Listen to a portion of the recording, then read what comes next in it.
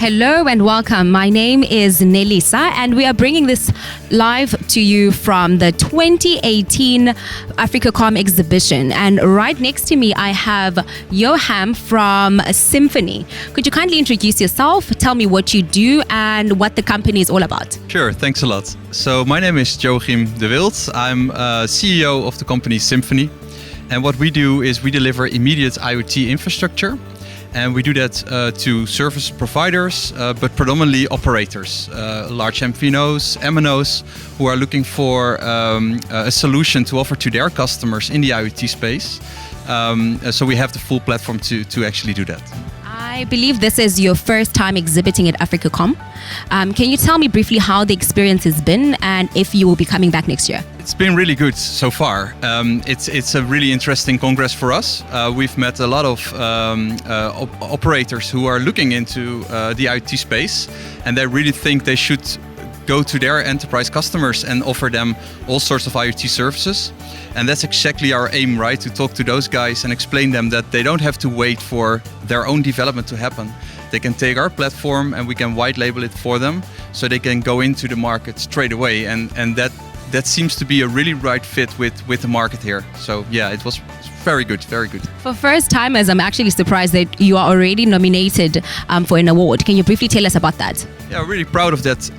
We are nominated in the category Artificial Intelligence, innovative use of it. So what we do is we really look at the data that comes through our platform, which should be IoT, right? But our platform detects all sorts of things based on looking at the shape of the traffic itself. We call it patterns of things. So what we basically do is pattern learning. So we see the pattern of the traffic, and when the system detects it's not a pattern that fits the model or fits the use case, then it can trigger something. So it can stop the connection, for example, or give a notification like, guys, there's something wrong here. And for that particular thing, we are nominated, and we obviously hope to win it as well. My fingers are crossed for you. You've mentioned so many great things. Are there any challenges that you are having in the IoT space? I think one of the challenges the operators have today is to really find the right use cases for it. So we all know IoT is going to be big, right? Everything will be connected.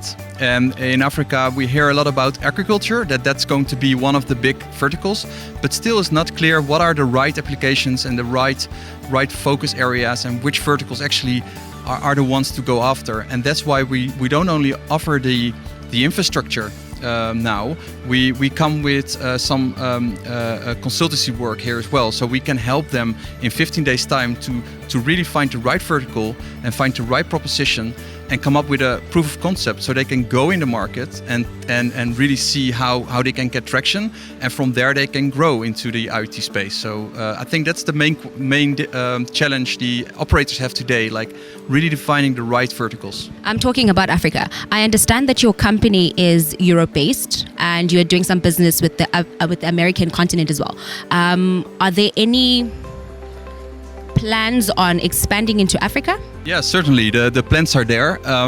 We come here to AfricaCom because we got a lot of interest from operators before the event. So we thought it was a really good idea to come here and meet them all at once, right, in one place. From the event, I really got the sense that we should have local presence here because there's a lot of business for us.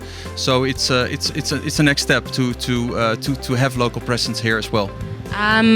I think that is it from my side. Is there anything that we have missed that you would like to talk about briefly? No, I think it's important to know that we have the full stack. So we have the underlying core network, so the infrastructure.